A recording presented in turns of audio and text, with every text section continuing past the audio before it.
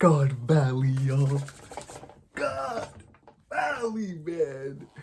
Dude, this entire week, from the moment that I read that chapter until where we sit here today, I have been unable to get three things out of my mind. Number one, I am so glad that I did not follow through on making my top 10 favorite One Piece characters. I was planning on updating that list this year at some point. And I'm so glad I didn't, because it looks like at this point, Kuma, hey man, sky's the limit. Sky is the limit. This brother, at the end of his journey, is not only going to be a tragic character, is not only going to be an extremely well-written character. He looks like he's going to be a character that is going to be carrying the very foundation, the themes of this story in every single aspect of his existence, from design to abilities to everything. Kuma is embodying that all. And I'm so glad that I did not record that top 10 favorite characters. Because listen, man, I would have been kicking myself like, yo, bro, Kuma should be higher. So we'll see how that goes from here until the end of the flashback. But that's number one. Kuma, obviously, thinking about his entire journey, his entire character, from the moment he was introduced back in Jaya all the way up until now, just that entire journey. The fact that the one who basically delivered us to the time skip was him, and the first individual that we saw, or one of the first individuals that we saw after the time skip that protected the 1,000 Sunny over those 2 years was Kuma, man. So, you know, so many things in this story are directly connected to that character, and to see that right now we're going to be finally receiving answers for so many of those things. I mean, one of the most heartbreaking chapters in this series. It reminded me so much of the first time that I read and covered the Law and Corazon flashback here in manga form, and it was devastating to read, right, and go through that. And this was very similar to that. Very, very similar, and it's a chapter that, I mean, had all of us tearing up, right? It was just tragic, heartbreaking, and at the very end of the chapter, it sort of gives you those tears of like, wow, it goes back this deep with Ivankov, and you think about their interactions back in Marineford, and after, you know, now we're gonna have way different context for stuff like that, right? And it was just so marvelous. So that's number one. That's something that I haven't been able to stop thinking about. Number two, brother. This is unrelated to the manga, but I'm gonna leave number three for what I want to say before we get into the comments. Because it relates to this chapter. But number two is, man, I haven't been able to stop rewatching, because I haven't had the opportunity to watch the last few episodes. I haven't been able to stop rewatching the end of the Luffy versus Kaido fight. In particular, episodes 1074 and 1075 and 1076, where for 1074 and 1075, when that incredible soundtrack plays, man. There's a soundtrack that plays the moment that we cut over and we see Toko together with the Tengu, and the two of them are together. The balloons, the things, the lights go up into the air, and the soundtrack starts playing. And it's such a powerful soundtrack. Then Hyogoro gives his speech, followed by the incredible little cinematic sequence of Kaido terrorizing the individuals in Wano, and Momonosuke attempting to discover his purpose. And then whenever we get to 1075, and we have that very same song playing when Momonosuke is trying his hardest to confront himself, and he sees the outline of Toki as she becomes, you know, Koyama Cinema with her, and with Yori, with Odin, and that soundtrack, brother, it's been rent-free. It's been rent-free, man. I hope they use that soundtrack in the episodes I'm about to watch, because that soundtrack hits so hard, man.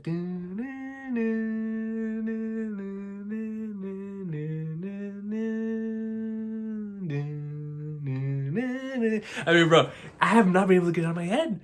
Bro, when Luffy's just laying there burnt to a crisp, is similar to that one scene in episode 1028, whenever he's lying down and we see all of his defeats in the background before he gets the Conqueror's coating, is very similar to that. It's like, oh man, dude, that soundtrack is legit one of my favorite soundtracks in the series. I haven't been able to stop listening to it. And then I've only been able to find those episodes, so I keep rewatching those scenes. Because I don't remember them playing that soundtrack before that point. So it's a magnificent piece, and I hope they use it at some other point within the arc for sure.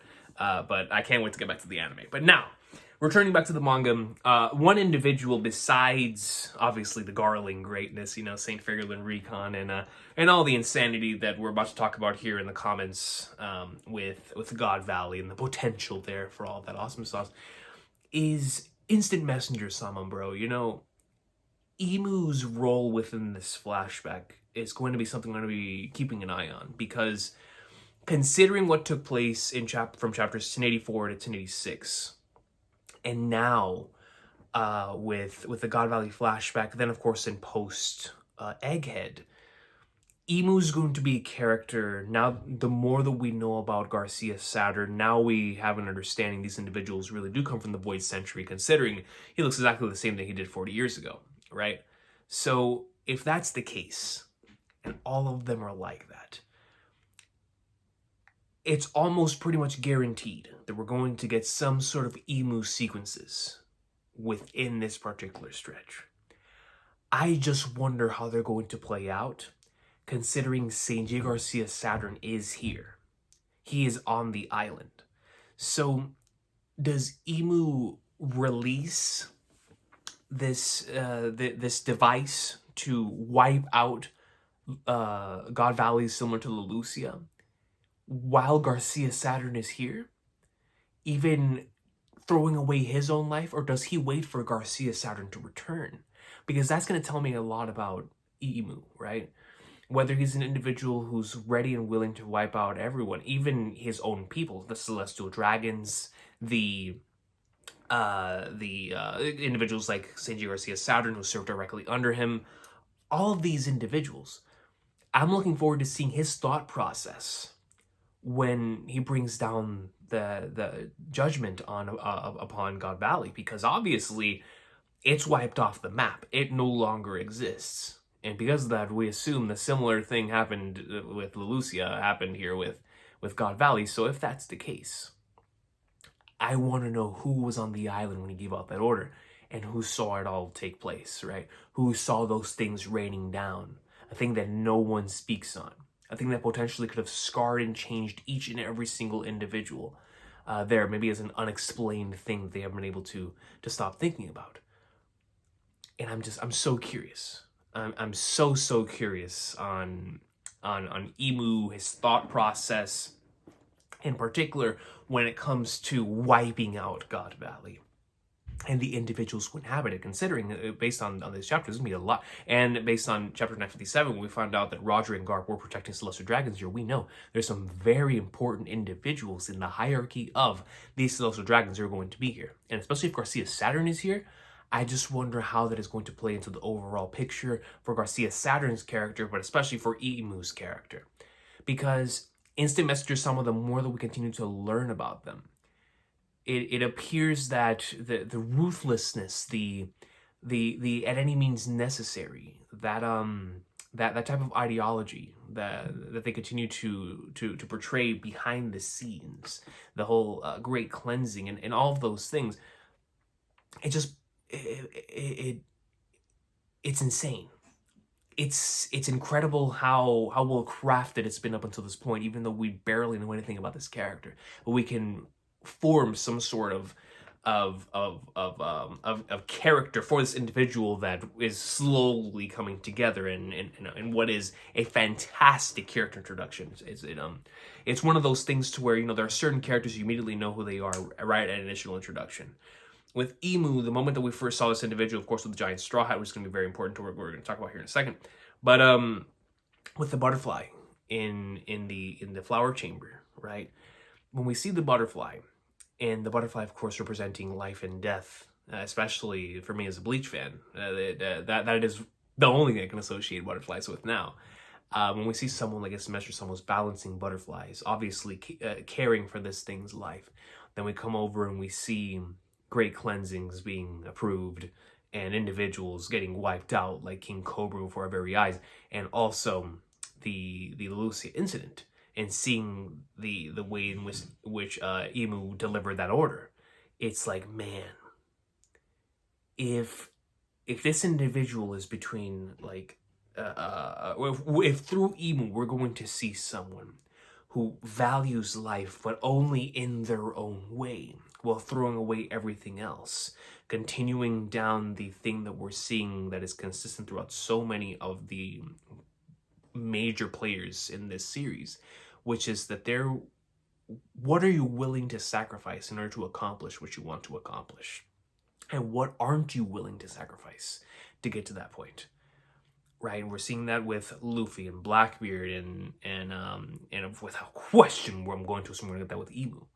So I'm curious on how that's going to be showcased within this flashback. And that is going to be one of the things right there with Kuma, involvement with Ivankov and with Guinea and hopefully Dragon, as well as what's going to be taking place with Roger and Garp, which, man, when we get that chapter with Rocks, when we get the Rocks Oda box and see his design with our own two eyes, with a young Kaido, Big Mom, and Whitebeard, and Shiki, and it's like, yo, I can't wait. I cannot wait, man. It's going to be one of the most hyped chapters in the entire series.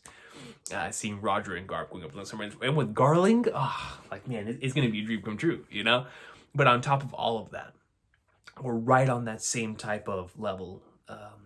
Emu is going to be very fascinating to watch and see how he goes about things in this flashback. Emu and Garcia Saturn, obviously, with the connections there to Kuma that Bonnie drew based on the memories that Kuma, based on the Kuma bubble, right? The memory bubble that Bonnie experienced. She came to the conclusion that it was actually Garcia Saturn who took out his life. So many things there. I don't even know where to begin. This is one of those chapters that somehow managed to capture both the extremely emotional aspect of One Piece and also the phenomenal, insane amount of hype that can accompany the possibilities for something like this.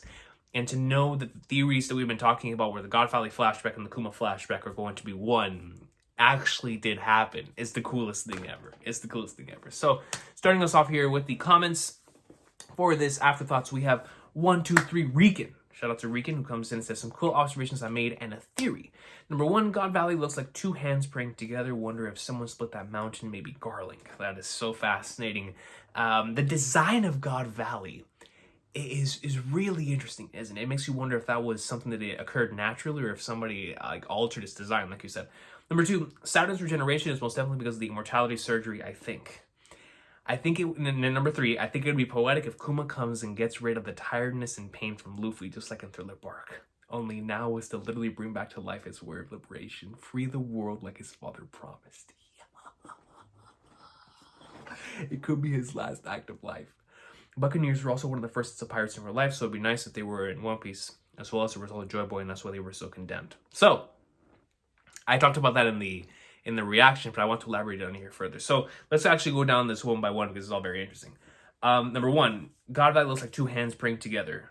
That is very interesting if that is intentional on Oda's part, and I'm looking forward to seeing what that implies, right, for the overall island, whether it, like you said, whether it was constructed that way or someone altered its design, like a Garling. Imagine Garling was the one who split that mountain and kept it that way. Goodness gracious, that is exciting. And I'm, like every single island, I'm looking forward to seeing the history behind the island and what caused it to be the way that it is. I'm sure we're going to get an answer for that for God Valley. So that's number one. Number two, this, I think, is very interesting, right? So Saturn's regeneration is most definitely because of the immortality surgery.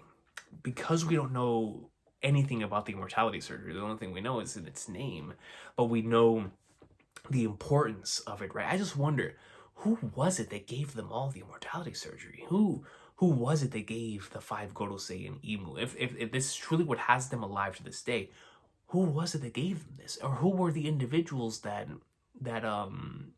gave their lives for this to take place, right? But Saturn's regeneration being because of that is crazy. And it makes you think. The only thing that can stop that then is enough hockey, similar to what's been happening throughout the course of the series, with characters breaking out of abilities or bypassing abilities through hockey. The answer to stopping their regeneration is going to have to be hockey.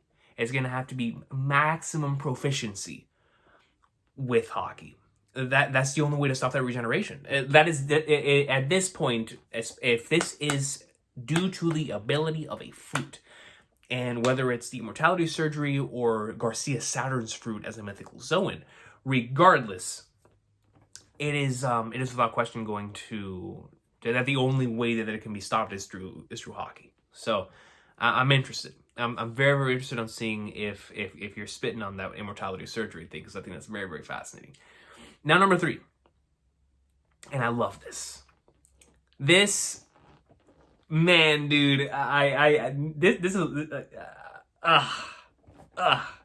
I think it would be poetic if Kuma comes and gets rid of the tiredness and pain from Luffy, just like in Thriller Bark. Only now it's to literally bring back to life his warrior of liberation and free the world like his father promised. Do you know how hard I would cry if, in parallel to Thriller Bark, Kuma extracts the pain from Luffy? Just thinking about it's gonna be choked up. You know how beautiful that... Bro, that would be one of the most beautiful scenes in the entire series, man. Luffy comes right back up, ready to go up in like swimwear. And he... oh man, please not. I need that to be canon. I need it to be canon, please. Please. Please, man. Yo, just reading that brings a tear to my eye, bro. I can't even imagine watching it, bro. It could be his last act of life. Man, Recon, that is my headcanon now of what I want to happen. I want this more than I want someone showing up at the end of this arc. And I want someone showing up at this arc badly, whether it be Dragon or whoever it is. I want that. But this, as somebody who loves parallels, you know, this will be the most beautiful parallel ever. Ever, man. What? Especially considering what we're seeing within the flashback. And I've been thinking about why are we getting this word liberation and Nika stuff here within the flashback? And if it's leading to that, brother. Oh man, Recon, man. That is so beautiful. And then onto your final comment for the Buccaneers also being the first sets of pirates. Dude, I've been so curious on, you know, of course, because at the end of the day, so many things in this series still have to tie back to this being a pirate manga, right? So I've been wondering who were the first sets of pirates and what labeled them as such, right? And if the Buccaneer race were the first sets of pirates, potentially either following Joy Boy's footsteps or Joy Boy himself was the first pirate, or whatever the case may be, because obviously the Flying Dutchman is down there and at Fishburne Island, where this is so heavily connected to the lore of pirates, right? And so with so many different things now coming into the picture, the giant stride and the muddy jaw, confirmation in here that the Buccaneers could be like a section of giant, considering what Ivankov said at the end of the chapter. It's like, yo, you're one of the giants. It just makes me believe that once we get to Elbaf, the stuff with the Buccaneers, the giants, the first sets of pirates, Nika, a lot of that stuff is going to become very, very clear as we go to the giants. And we're also going to understand why the WG wanted to replicate these giants as bad as they do, right? Like why they're investing so much into replicating these figures, because at one point in time they really were who dominated the earth, and or who had the potential of stopping individuals like Emu in them, right? So it's so interesting. I love this new introduction of the Buccaneer race, because once again it brings us back to being a pirate manga. After last week I thought we were transferred into Silent Hill or something. I was like, bro, is this even piracy anymore? But at the end of the day, it looks like it is. Buccaneer race, baby. So I'm excited. I'm most certainly excited, and like you said, maybe that's why they were so condemned. But Recon, man, phenomenal comment, especially that Kuma stuff. If Kuma comes in and does what you say he's gonna do, that would be like the Path to the Sun chapter with Jinbei and Luffy when they shared their blood, and the way that represents the themes of that entire arc. That would be that for this times 50. that would be one of the most beautiful, bro. That, just like that Jinbei scene, would be solidified as some of the most beautiful stuff at post time skip. That would be up there with like the Rise was safe moment for me. Of just, that is what One Piece is capable of. If we get a scene like that, even if it's not exactly the way that you put it, some sort of thing, a line like that, I would love it. I would love it, man. Thank you, brother. Next comment comes from Syndratic, who comes in and says, a true banger. All I can say is that from here on out, all I can imagine is Social Dragons and their God Knights showing up somewhere like Wano. It's also an unaffiliated country, which is why they were trying their hardest to go to God Valley as being unaffiliated, right? And decided to make it another cleansing festival. And we have to come and defend the country just like what Roger did with God Valley. Blackbeard could even be involved in place of Rocks and Kobe instead of Garp, which would be Zenith fiction. It could be why they closed the borders in the first place, because they knew what would happen, or what could happen. What would be even more wild if what they did in Alabasta, Fishman Island, or just tried to do it in Elbaf, which is absolutely true. And adding onto your thing, Syndratic, when you come on with this comment of another cleansing festival. Now, obviously, there's something that was brought up within this chapter, but I'm interested on the differences between what they refer to as a cleansing festival and what we know as the Great Cleansing. When I see the word Great Cleansing, what exactly is it like what they did with Leloucia, where they go in and they just wipe something off the map? Was that what they mean by a Great Cleansing? Or at this point after this chapter, is it more along the lines of an ethnic cleansing? Are they just trying to wipe a race off the planet? Because they've done it before with the Lunarians. They've done it with the Buccaneers.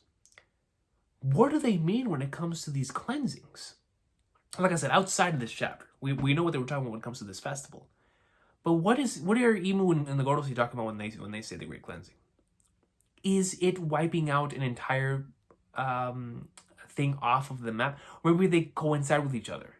A cleansing means just wiping something off the map, whether it be an entire race of individuals like the Buccaneers and Lunarians, or just an island off the map. And they both mean, being cleansed of whatever that to Emu and the Gorosei. And it's like, then we take that and we look at this cleansing festival and the way they're doing these hunts for fun, like they're in the middle of Bloodborne, like when you're going down Flipping Flatters. What was the name of that first part of the map? Yarman. Whenever you're going down there for the first time, you just hear everybody talking about the hunt, right? It's like, that's the first thing I thought of when I was reading this chapter. I was like, brother, we're on some Bloodborne stuff right now. Yeah, this is crazy. But it's wild because at this point in time, like you said, in an unaffiliated country where they attempt to do another cleansing festival and to defend the individuals there, similar to what happened with Roger and Garp, it would force people who normally would not fight together, similar to what we're seeing on Egghead, to fight together in order to protect the individuals that are there. And honestly, I could see that happening within Elbaf. As far as I'm concerned, that's unaffiliated. So we could see something like that happening there, especially since this is the Island of the Giants. We still don't know. I mean, Elbaf is a clean slate right now, right? There's so many things that we're theorizing on, but as far as we know, the only thing that we 100% know is when we get there, we're going to see Saul at some point within the Library of Knowledge. So, and of course, some sort of references to Nika, considering what we saw within Big Mom's flashback. So, besides that, though, it's a clean slate, and Loki and all that stuff. But besides, it's a clean slate. So, something like that happening there would be huge and massive for the overall spectrum of the story, right? And you're absolutely right. Before we get something like that, receiving the context of what something like that looks like for God Valley would not only present the stage for what an incident looks like, with the God Valley incident now us being able to see it, and then when the Egghead incident takes place, which is what's currently happening, we can compare that incident to the God Valley incident. Not only is it providing context for that, but it's also going to provide context for what we're going to see on Elbaf as another unaffiliated country, just like Wano, but one that does not have its borders closed. So, interesting stuff. You're absolutely right. Very, very interesting stuff. But it's like, at the same time, when we were at Elbaf, we saw that these individuals were with whenever Mother Caramel came in, and they were basically like harvesting these individuals and training them to become Marine soldiers at some point. So it's like they're technically still affiliated with the government, right? Or am I tripping? I'm going. Whatever. We'll get to that whenever we get to Elbaf. Because who knows, after Mother Caramel died, maybe that ceased to happen over on Elbaf. Maybe it still is happening over there with the WG trying to keep everything under control over there in Elbaf. I guess we'll find out. But thank you, Syndratic. I appreciate you for that. Right here, Fahari Fanzia brings up a phenomenal comment, which is what we were talking about earlier.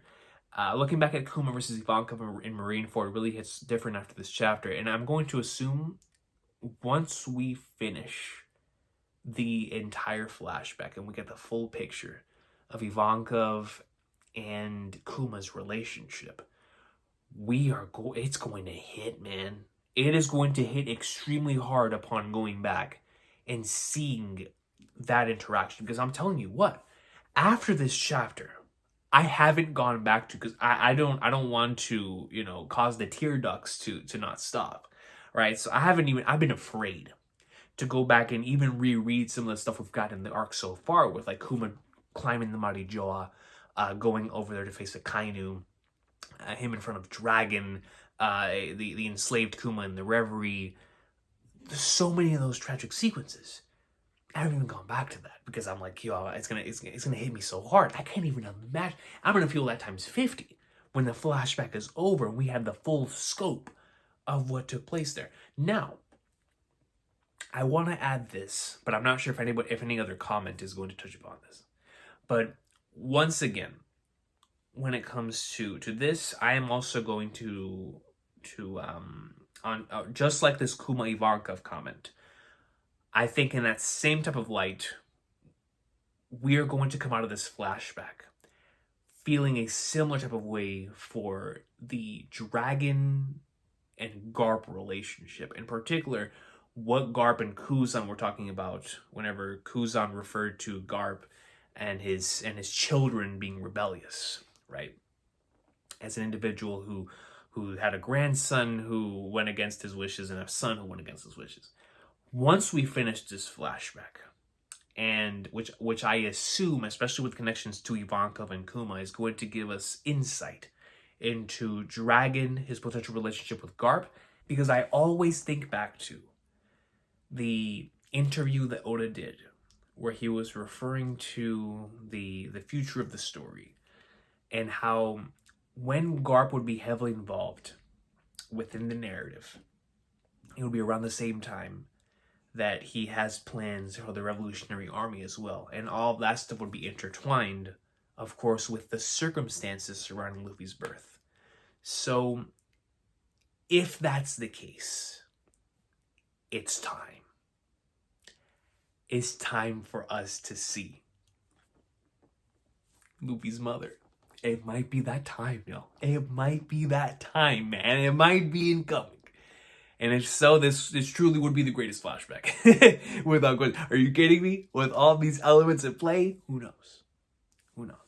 But I fully expect that Garp comment with Kuzan to hit much harder once we understand the circumstances around a dragon and the reason why he's so adamant on his mission.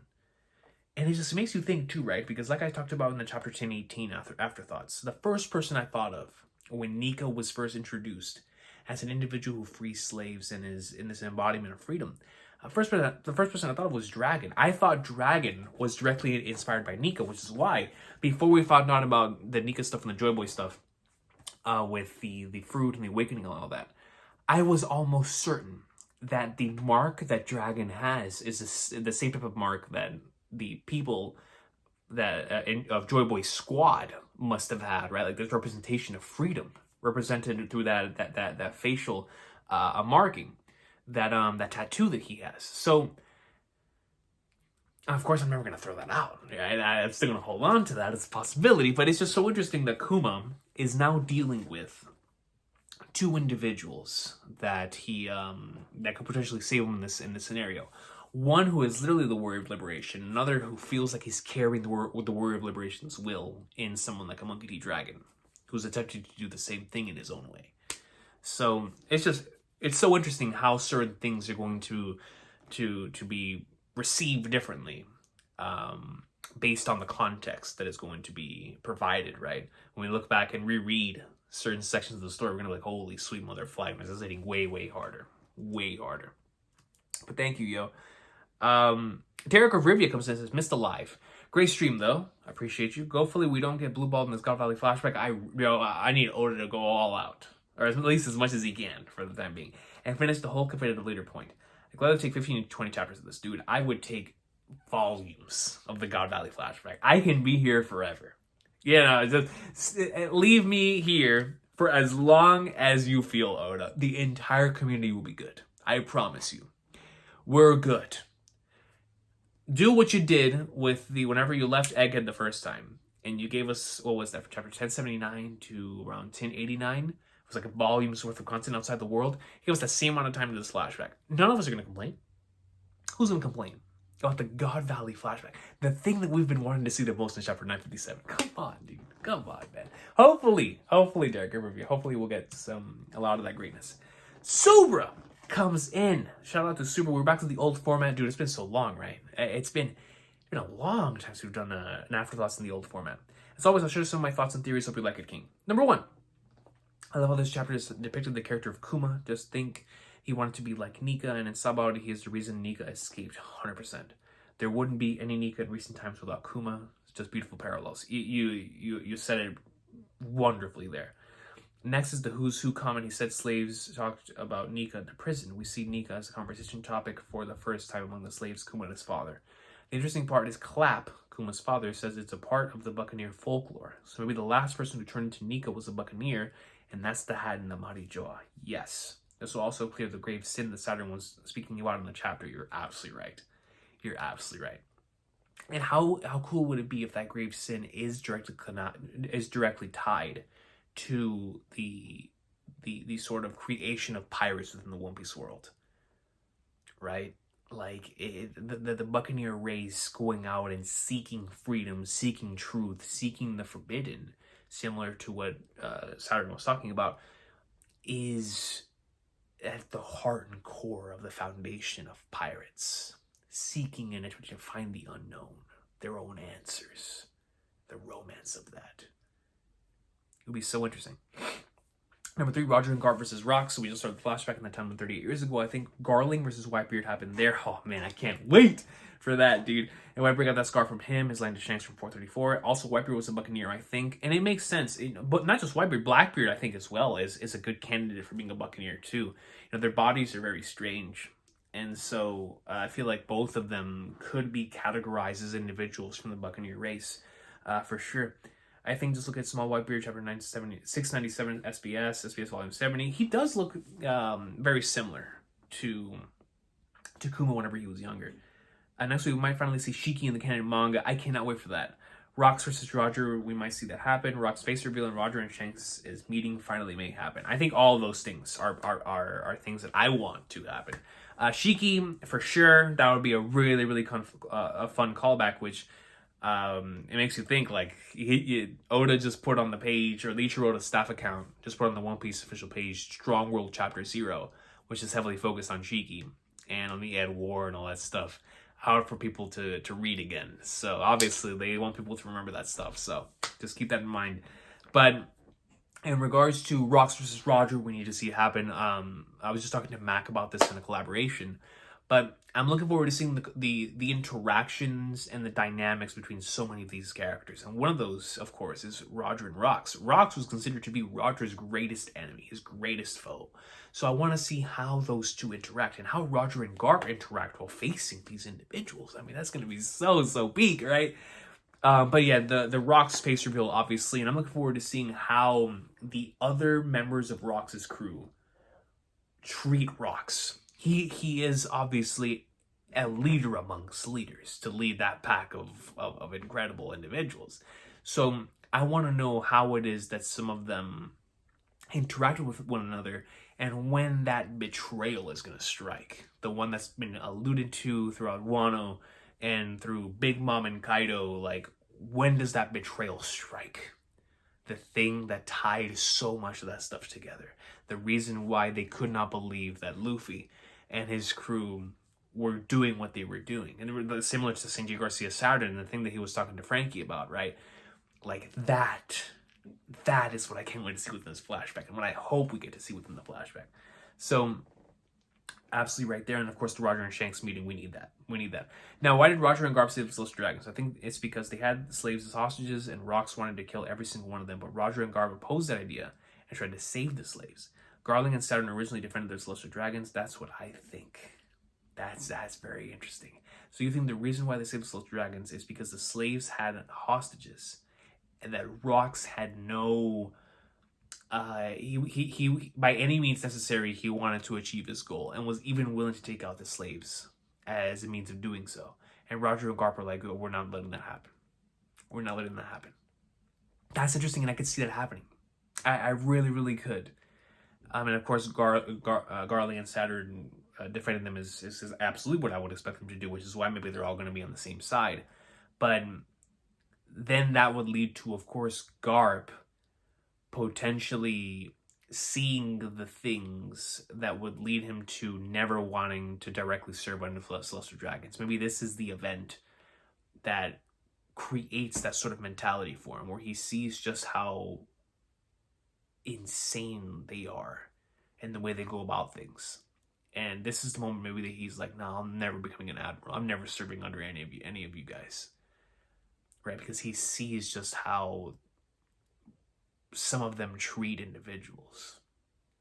So it's going to be very exciting stuff there. But that is a great explanation for that. This flashback will certainly reveal the Revolutionary Army's creation. Now for Ginny, she's either Kuma's wife or Dragons, which either way, that's going to be so big. Her death will be painful to read, but I think that'll play a major role in the future things that are happening in the story right now. Absolutely. Regardless of the way that it goes, I think it's going to be Kuma's. I think Ginny's going to end up being Kuma's wife, aka Bonnie's mother. So we're going to see how that plays out throughout the core of the story there. But if Ginny ends up being Dragons, that's crazy. That's gonna be so. It's gonna be like, oh, I just saw Luffy's mother. That would really elevate this chapter to a whole other plane of existence, right? But definitely, I'm right there with you with the Revolutionary Army's creation and where this is all leading towards. The foundational pieces for the Revolutionary Army. Now, a personal thought: why do you think Kuma separated his memories? Is it to preserve them as he will lose his humanity, but he wanted to keep his memory alive? Or do you think he wanted to forget all the suffering? That's why he separated all the painful memories of his life, which Bonnie saw. And we are only... I see. So you think they purposefully separated the painful memories of his life, and that's what Bonnie saw. Only the painful memories. That's interesting. That's a great question. To preserve them, since he's about to lose his humanity, or because he wanted to forget all the suffering. I think all of them are both of them are likely scenarios. Both equally tragic. One of them attempted to keep that legacy, right? There are certain things that I know that need to be passed down, no matter how much it may hurt. Whether he wanted to deliver this info to Bonnie or not, or maybe even to Nika in the future. He wanted somebody to see these memories because they potentially have something like, for example, the Saturn thing. Maybe Kuma separated his memories because he believed that would be the key for someone one day seeing the true injustices of the world in what he saw with Sanji Garcia Saturn. Or Kuma, like you said, has gone through so much pain that he just said, I want to forget about all this. And just attempts to wipe his memory clean.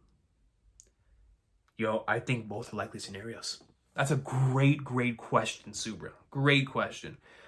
Also, Seraphim Kuma is a bloodline of two extinct races, Buccaneer and Lunarian. That brother, Seraphim Kuma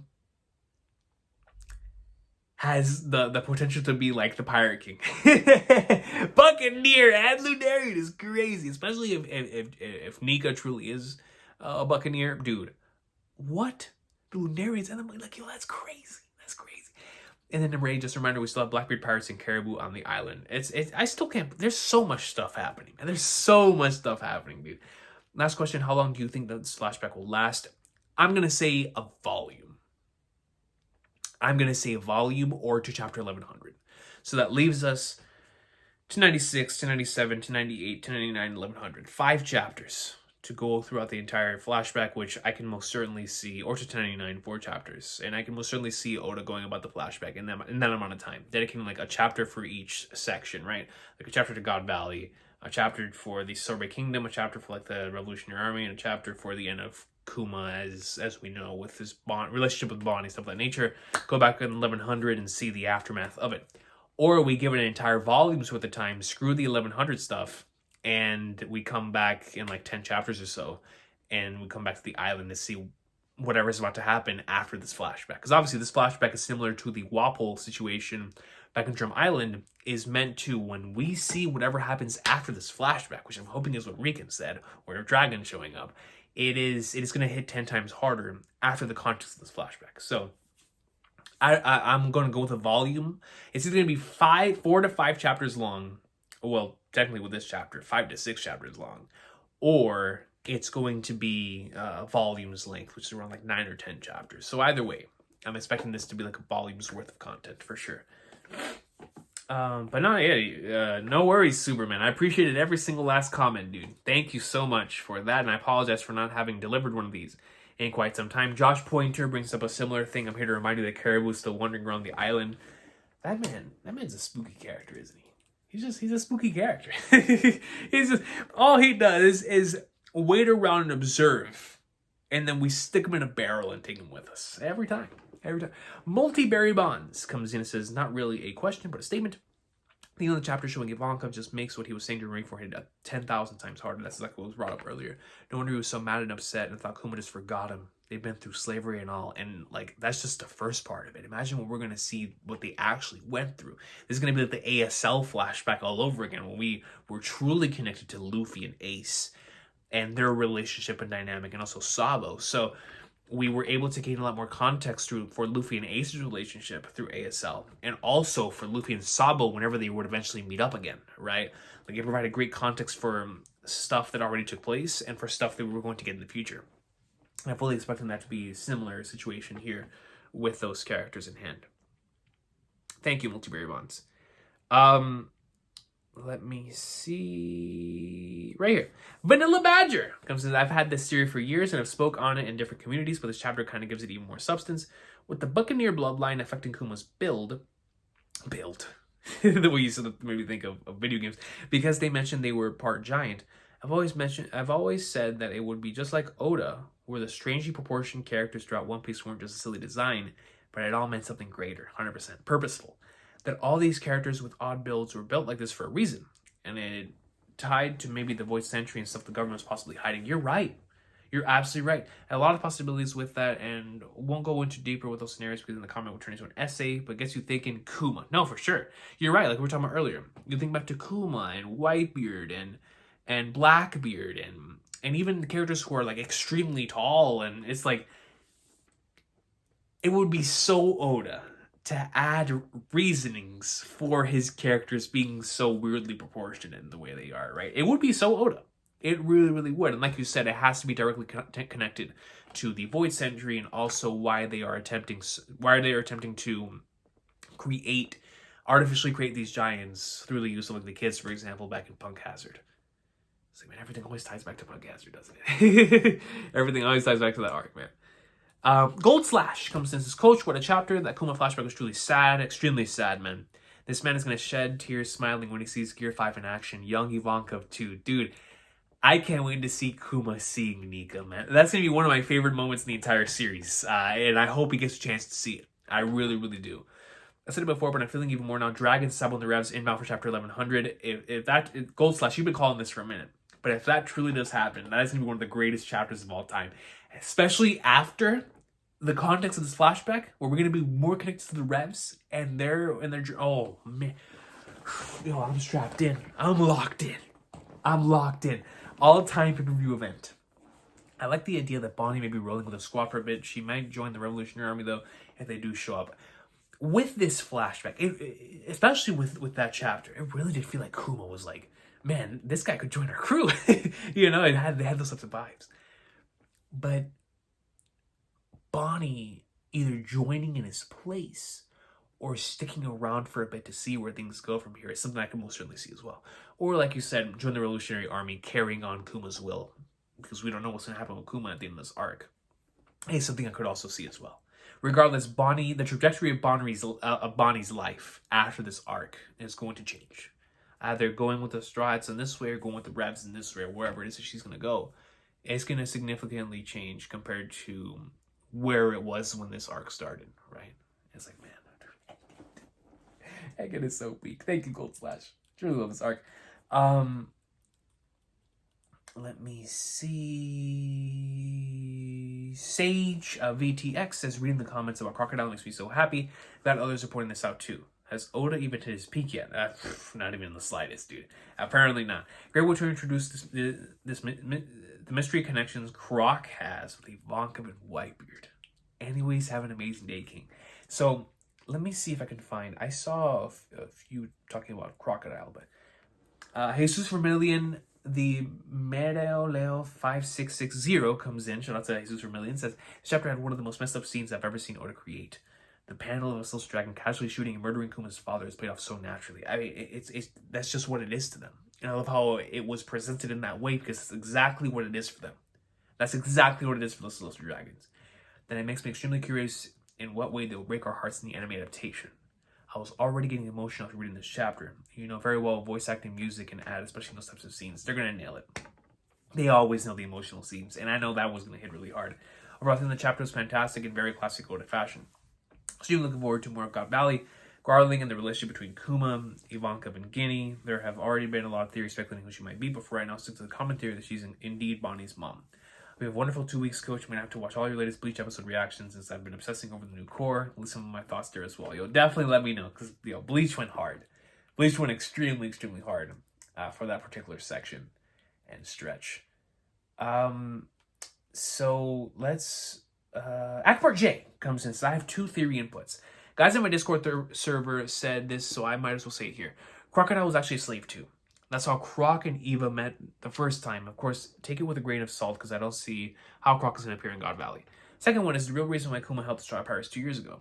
It was because he might have already known about Luffy's Devil Fruit. Then he asked Vegapunk to help him to get to Saba already knowing Luffy was in trouble.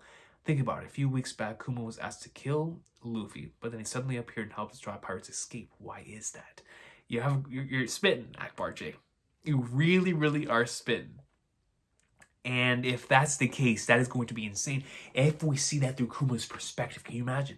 We see Kuma, his perspective as his final, the final pieces of his life are coming together before our very eyes. And we get to see the separation of the Straw Hats and the Thriller Bark, what took place at the end of Thriller Bark through Kuma's eyes. Oh man, it would be the pinnacle. It would be zenith fiction if we were to get that. Dude, please, right before he loses his humanity. Oh man. Please let me get that stuff, man. Please.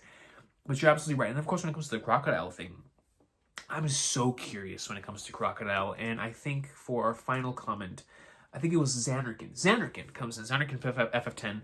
This theory, is this how Ivanka met Crocodile? I wouldn't be surprised if we see Crocodile as soon as a slave. The whole, if you want to protect something, you do it right, Marineford quote of Crocodile, but with the whole slave theme, in my opinion. And yes, this is where we'll encounter Crocodile as a girl. Also, Ginny is 200% Bonnie's mom.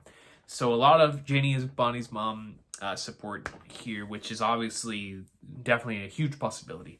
But for the Ivanka Crocodile thing, I think it's a huge possibility. whatever Crocodile's secret is, whether it be him actually, being born a woman, of course, then becoming the crocodile that we know today, or as some other type of secret that is there that Oda's potentially hiding as well. Regardless, I can see the fruits of that coming into fruition here, and this also could be connected to how Crocodile interacted so long ago with characters like Whitebeard and stuff of that nature, because if he was involved in the God Valley incident, the Holy Mother of Flagnards. But if this is true, and everything that you say here is true, that Crocodile is a part of the God Valley incident, then when we get back to the present time, I wonder how he is going to feel after the Egghead incident take place, right? And what is Crocodile's reaction going to be? Because he's such a fascinating character. But regardless, that has been the Afterthoughts. So many awesome things to discuss and talk about. It's just what a marvelous, magnificent chapter to leave us off on a 2-week break. But that's Oda for you, man. And I can't wait for us to come back. It's such an exciting time. Obviously, I think it's already been firing on all cylinders. But now that we're getting the flashback, we've all been looking forward to. Like, the second most anticipated flashback behind the Void Century flashback is this one, after 957's reveal of God Valley. So we're finally getting it. It's time. Kumo greatness, God Valley greatness. Cannot wait. More St. Frigolin Recon for the better. It's just something I can't wait for. So we'll see y'all next time. Y'all have a good one. Thank you so much for the comments and for participating in this week's Afterthoughts. I will see y'all for the next chapter, yo. And hopefully for the episodes as well, man. I really miss watching the One Piece anime, dude.